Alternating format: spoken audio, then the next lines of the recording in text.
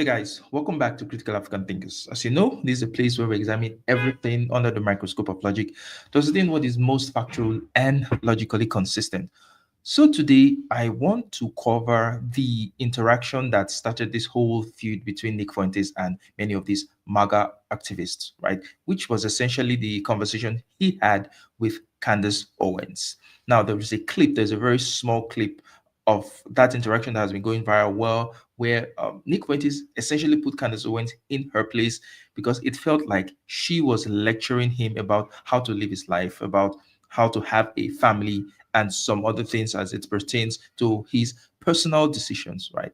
But before we get into that, I would like to talk about other things. I'd like to talk about Trump's Secretary of Treasury, Scott Bessent, essentially humiliating himself, putting himself through a humiliation ritual when asked a very simple question about tariffs, because he, obviously wants to defend the stupid policies that Trump has put in place. So he had to make himself look like a fool. He had a what is a woman moment, if you want to put it that way, right? Many of these right wingers have had their what is a woman moment.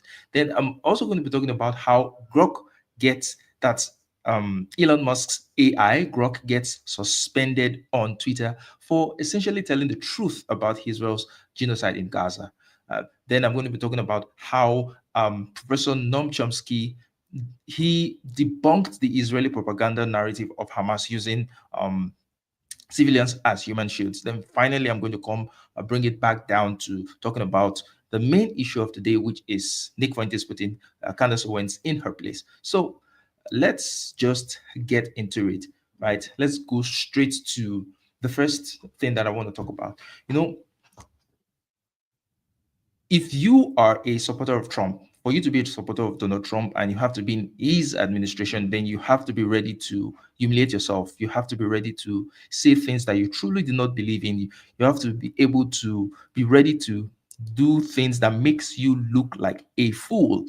Obviously, you're not a fool. You know what you're doing, but it's a cult. Your cult leader, he's setting the pace, he's setting the tone for certain things. So you have to fall in line. So you have to defend certain things that don't make sense. And this is what we see in this exchange where Scott Bessent is asked a very, very simple question, and the answer he gives doesn't make any sense. Even to him, he knows it doesn't make any sense because his body language tells that he knows this doesn't make any sense, but he has to say it because he doesn't want to contradict Donald Trump. So let's get into it. Who pays tariffs, Mr. Secretary?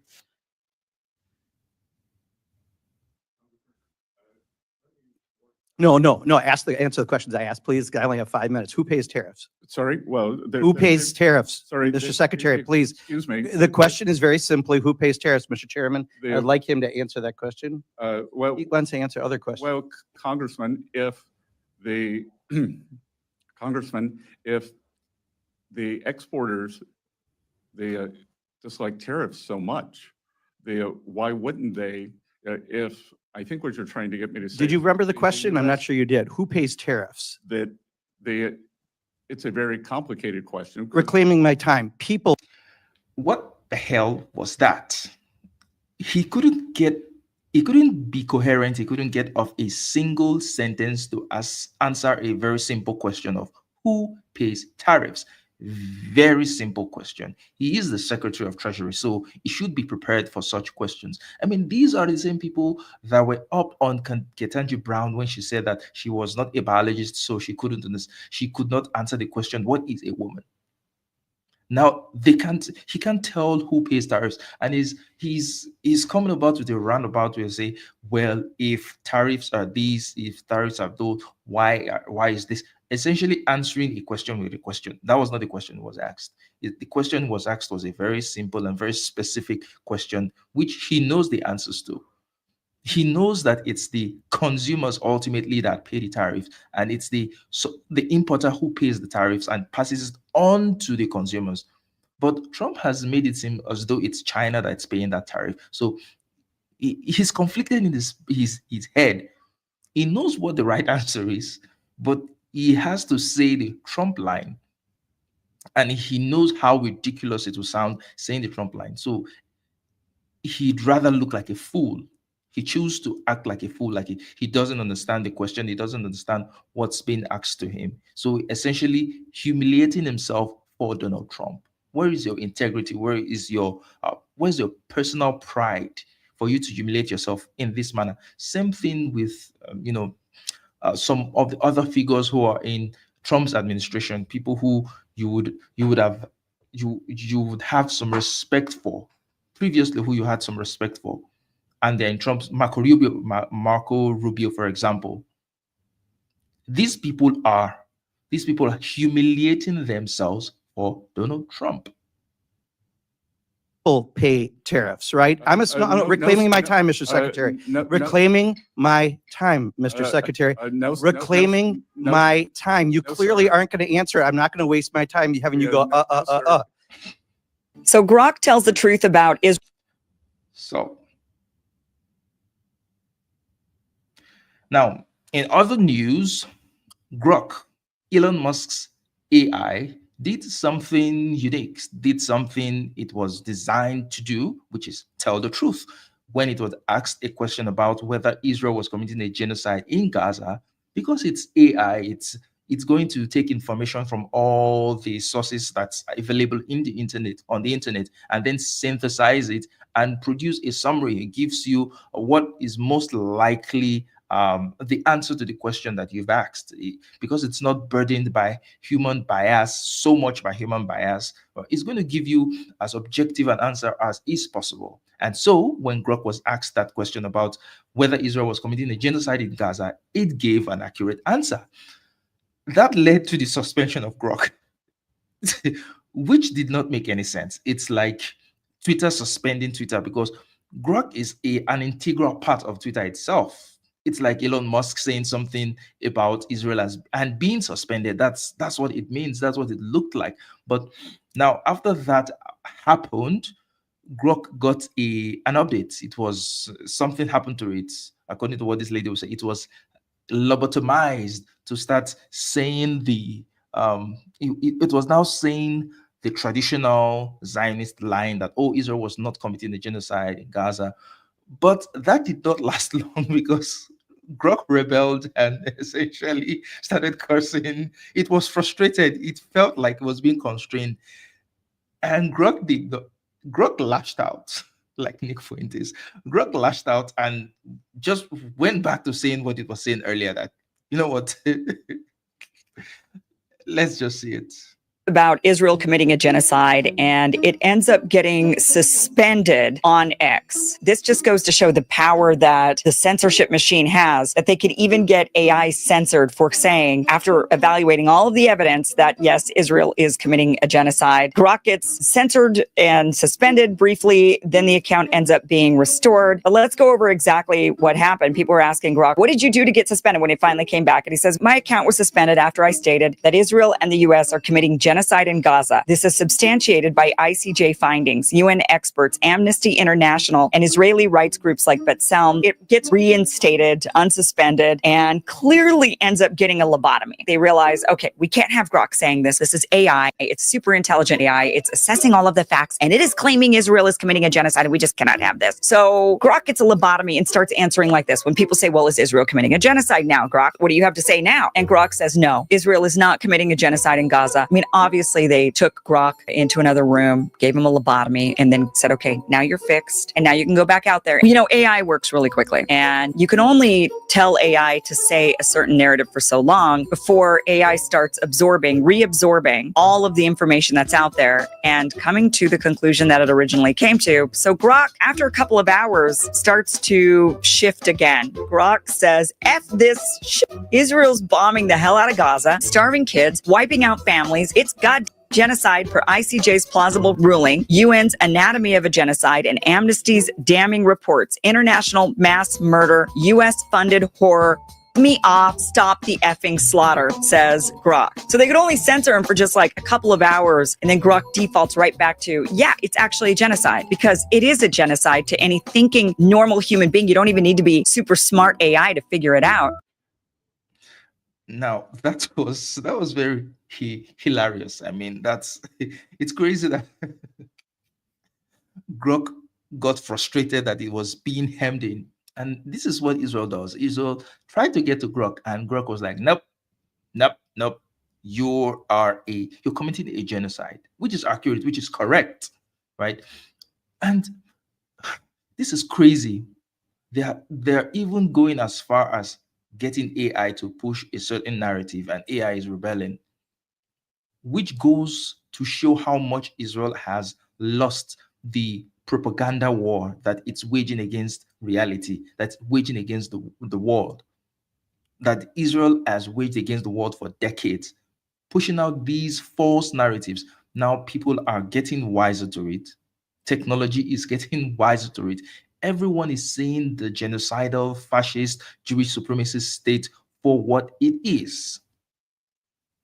There is no place to hide anymore. There is no place for apartheid in today's world. But Israel seems stuck in the past, still seems stuck in that colonialist mindset, that expansionist mindset. Netanyahu of recent has come to reaffirm Israel's goal of a greater Israel, meaning it's going to expand into some parts of Lebanon, Jordan, Syria, even Egypt. That's the ultimate goal of Israel.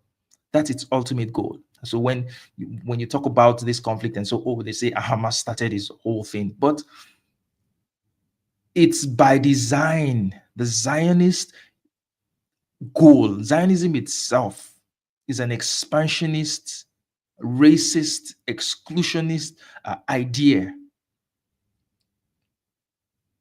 that has also many of these terrible things built into it that was ultimately going to lead to a conflict like this. And so the next clip I'm going to talk about, or I'm going to consider, is Professor Noam Chomsky debunking the Israeli propaganda about Hamas using human shields, and even going so far as to prove that Israel is guilty of what is accusing Hamas of, which is using human shields.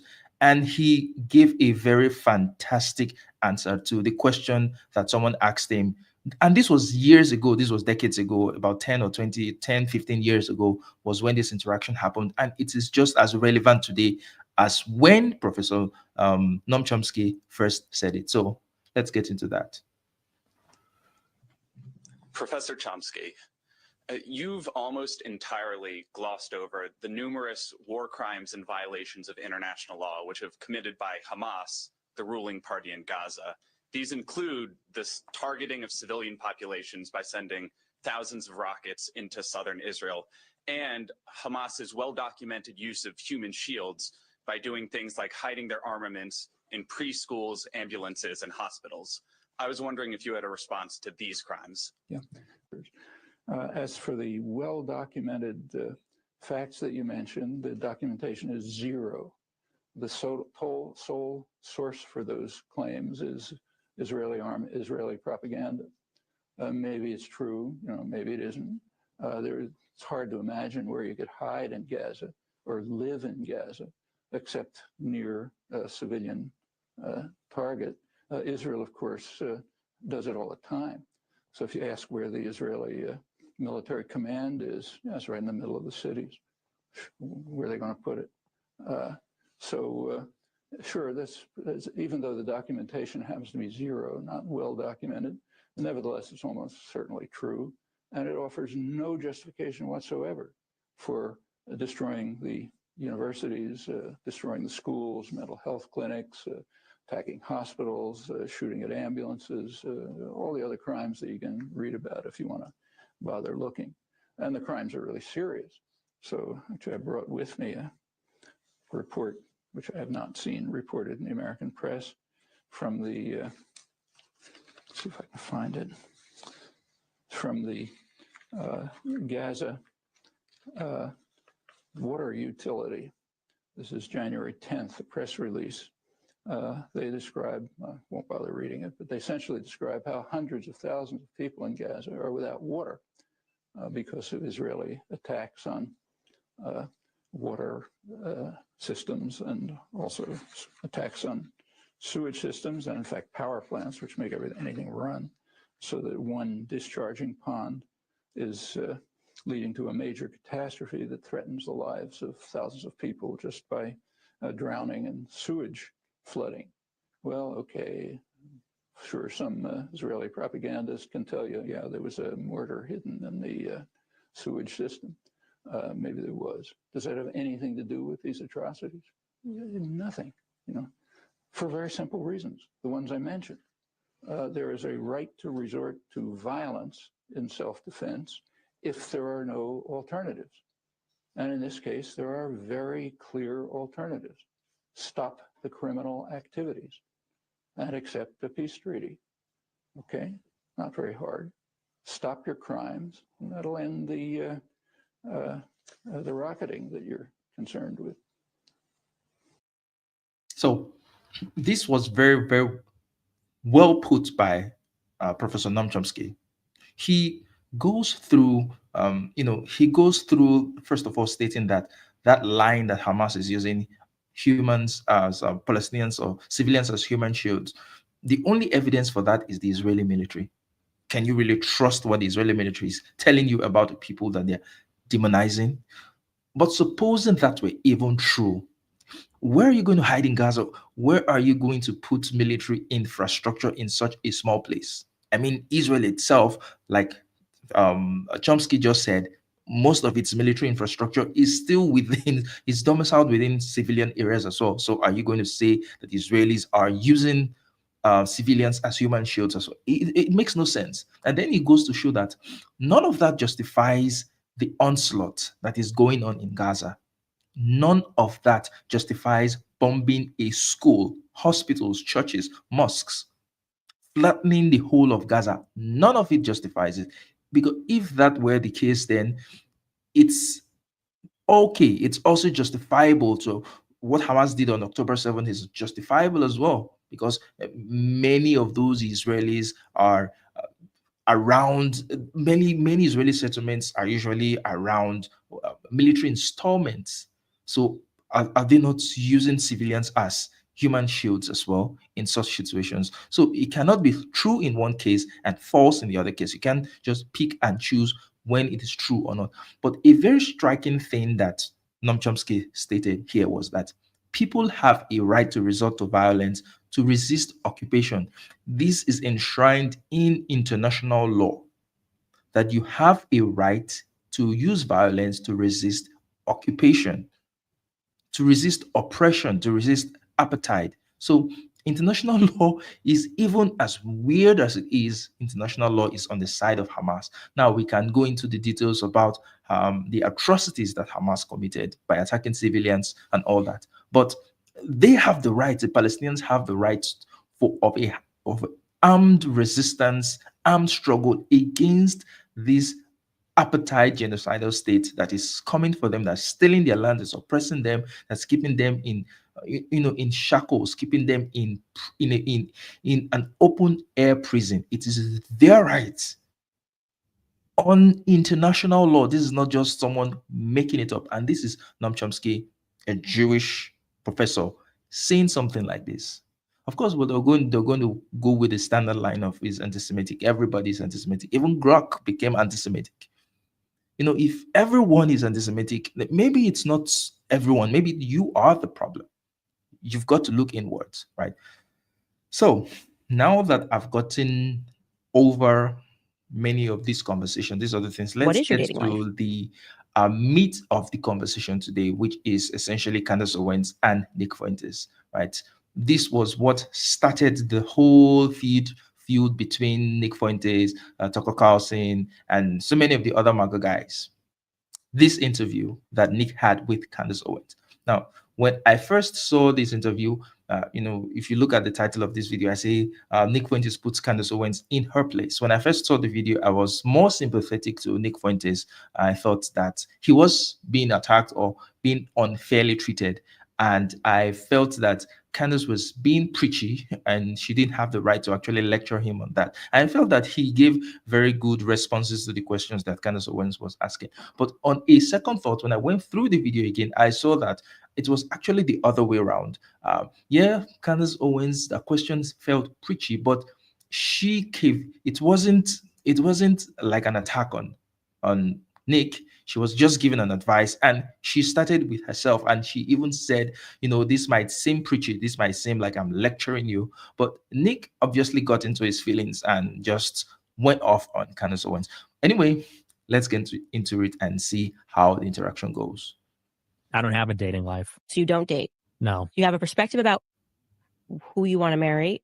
Do you intend to get married? I do. I do intend to get married and have kids. So where are you at on that? I'm trying to get prepared for that mentally. What does that mean? You're 26 years old. I like my life. I like being single. I like being a guy. I like what I like. I like reading books. I like doing my show. I'm a pretty antisocial person. And it's a big adjustment for a man to go from having a life where you can do whatever you want, go wherever you want, unaccountable, everything like that, to then you have to be roommates with women and children. It's a So now, from Nick's response, you can just see the misogyny oozing out of it. I mean, a man having to live with women and children, like they're not just women and children, they're going to be your wife and your kids.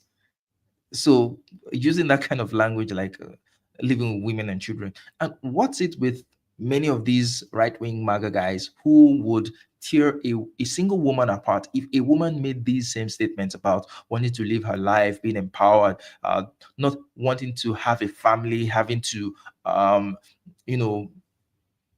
respond to a man or be accountable to a man or a family, trying to raise a family. They'd come after her. They'd say, oh, she's destroying society. This is what is wrong with modern feminism. The family is the bedrock of society.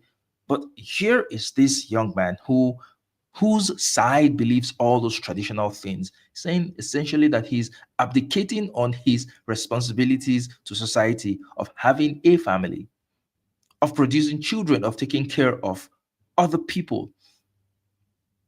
He's abdicating all that, and he thinks in his mind it's perfectly fine.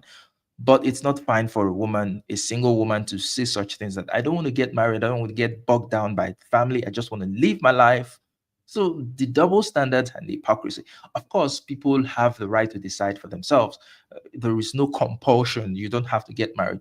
Not everyone would get married. Not everyone should get married. Marriage is not for everyone. So it comes off as being hypocritical when women make such statements and they are getting attacked for it. And you have these basically incels from the right saying the same things and they're being lauded for it. Totally different lifestyle. And for someone like myself, I'm a pretty eccentric and, kind of out there person. I don't have a regular sleep schedule. I'm awake all night. I'm asleep all day. And my sleep schedule's moving around all the time. I like to go out on drives all the time. The idea of my wife sending me out the door, okay, be home by 10, call me and tell me where you're going. Or, I go on a trip, I got to get the car seats and buy all the plane tickets and stuff like that. It's kind of cramping my style. So I'm trying to get over that, I guess, but that's maturing. Yeah. I think you should probably mature on that point. I mean, what? Yeah, I know. You got to tell me. I know. I want to go for drives. Like that would be something. I mean, do you attend the mass? I do. Do you go every Sunday? I do. Yeah. Okay. So you're like a committed Catholic. Then obviously, the perspectives on family. I mean, I personally, and this would be me lecturing, but I just feel like you really have no idea who you are until you start a family. And whether that means just marriage, some people who are struggling to have children, okay, fine. But there's such a growth that happens because of that I think it informs your beliefs in so many ways. And I think that was a huge turning point for me. Like, I wonder if I had been pressed with everything that happened last year, if I didn't have the unshaken faith and my family, what would I have done? And sometimes when I see the things that you say, I do think. Now, take note of the fact that most of what Candace Owens was even saying, she was talking about herself, trying to use herself as an example, and she prefaced it with saying that this might seem preachy, this might seem lecturing, but this was two people having a conversation, and she was trying to give a perspective of why it's important for people to have families and what it does for you in terms of maturing you, in terms of giving you the responsibility to be able to, be a better human being. So it wasn't so much an attack as just having a normal, friendly conversation. As we would go to see, Nick Fuentes got triggered by it and he just went off. Okay, he doesn't take into account family. It's just Nick. Nick is in his own world, which can be, I think, a quite selfish perspective, which is fine. That's what you're saying. You like being selfish is another way to say what you just said. I like being selfish and I don't want to give of myself to somebody else. But well, I also think there's something selfless involved, which is to say, I could go and start a family and drag them into a world of mine, which is pretty chaotic. You know, I mean, is this really the kind of a lifestyle? If I'm banned on everything and I can't make a living, I'm banned from banking, I'm banned from credit card processing, I'm getting doxxed, people are showing up to my house trying to kill me, things like that. And what's more, I mean, let's also get, you know, I also don't appreciate the lecture. You don't know me, you know, so I know you're married, I know you're older than me, but you don't know me, you don't know my life, you don't know my situation. I don't think you're in a position to give me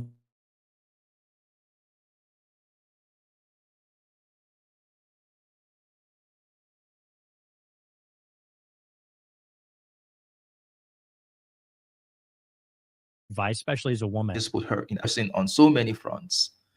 And what makes Candace Owens think that he's going to be reasonable on this point? Of course, he's going to be misogynistic as well. What were you thinking to a misogynist, a woman, not just any woman, a black woman preaching to him feels like an insult. So he's got to put her in her place. To tell her you need to remember where you are in this hierarchy. You're not just black, you're also a woman and you're giving me such advice. It makes no sense. So now the response that Nick Fuentes is giving on the surface level makes sense. It'll be like, okay, this guy has a chaotic life. He doesn't want to bring a family into that. But at the end of the day, it's just cope. It's just him trying to rationalize him being antisocial. It's him trying to rationalize why he doesn't want to take on the responsibility of a family. There are many people who have had much more terrible lives, whose lives were physically threatened, who went on to have families and they had these families while their lives. MLK was one of such people. Was this other a Black Panther guy?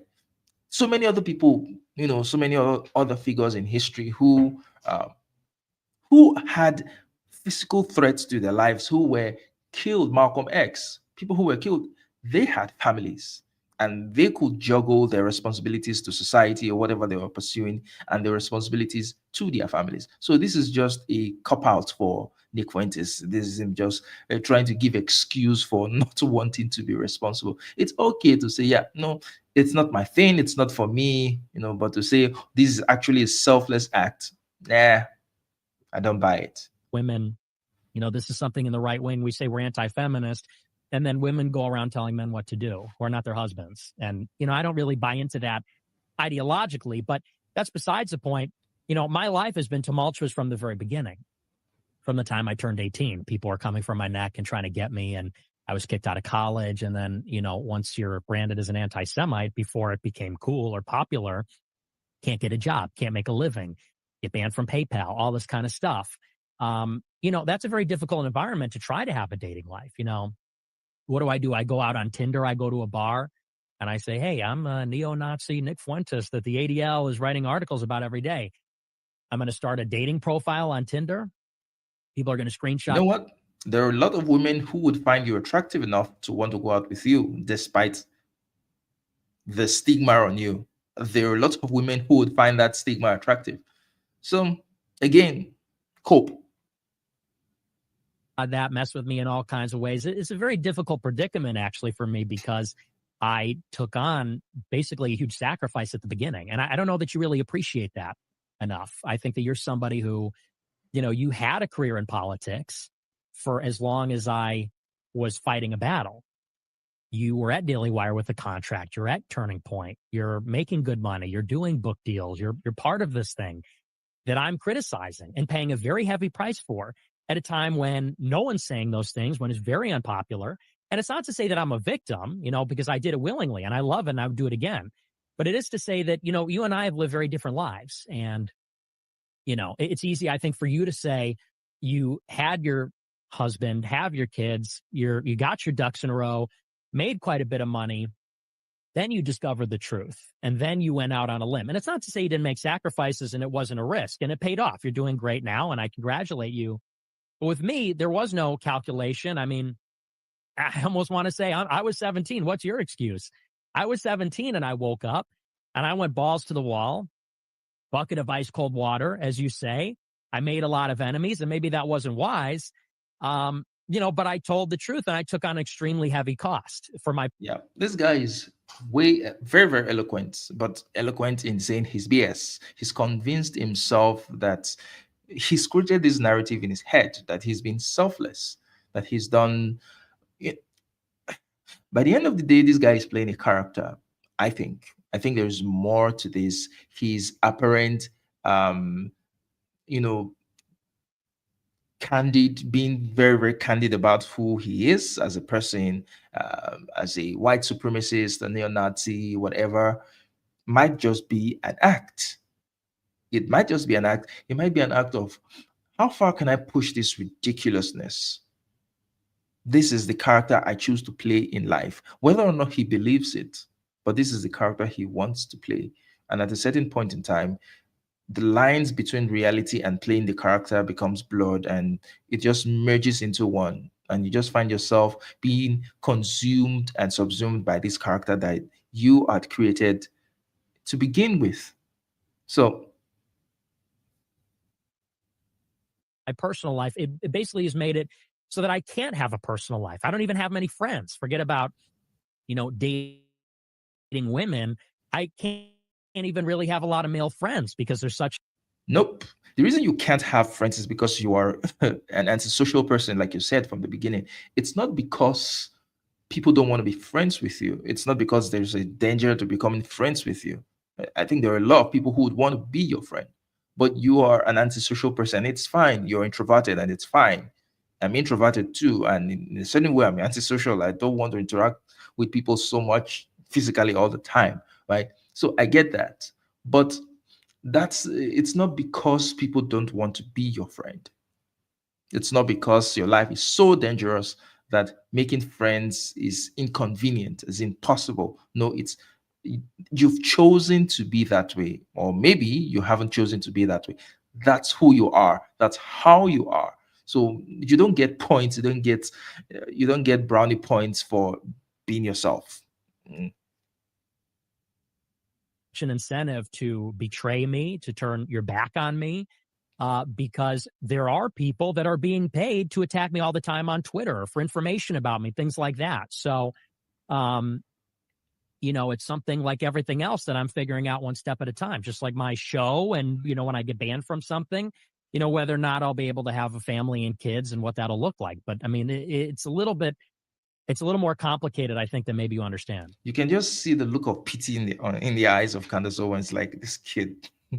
She was just looking at him with so much pity. That's what I just see in her eyes. I feel like you just got super triggered by me just saying something so casual. What was that about? See, I don't like, appreciate you're a woman. that. You're like, you're a woman. Duh, man. Just like, I was just having a conversation with you, just being like, hey, like you there's a lot of growth that comes from when you start a family. Like it's a pretty cool thing to do. And I feel like you got pretty triggered there and got like a little upset. I don't know what I did there. I don't like that you say triggered. Well, you were a little bit triggered. I'm being candid. I'm being candid with you. And but saying, a woman just it's like, okay. You're talking about my personal life. You're talking about my personal Yeah, we're life. having a conversation. I talked to tons of people about their personal lives. Like, why do you feel like that wasn't a line of attack, Nick? I know it wasn't a line of attack. So why you kind of were. So, yeah. So they go back and forth, and you're trying to make sense of Nick's response to her casual conversation.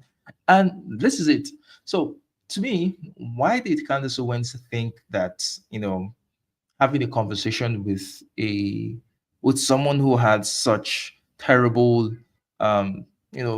such terrible characteristics is going to be such a fruitful conversation? Just because your interests converge in one area doesn't mean it can converge in other areas, in many areas. You both, obviously your interests converge in terms of your sentiments on Israel. Now it might be coming from two different places. Candace Candace's issue with Israel might be coming from the fact that Israel is committing a genocide in Gaza currently, and that's the reason many people are critical of Israel. Nick Fuentes has been critical of Israel before now, so his might stem from a much more sinister place. It might be coming from anti-Semitism, right?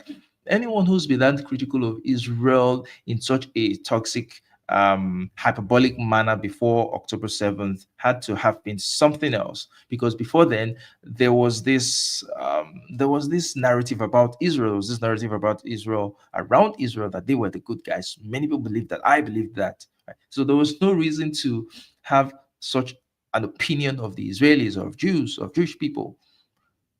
But if you had such opinions of them before now, and not in a very constructive way, then there had to have been something sinister.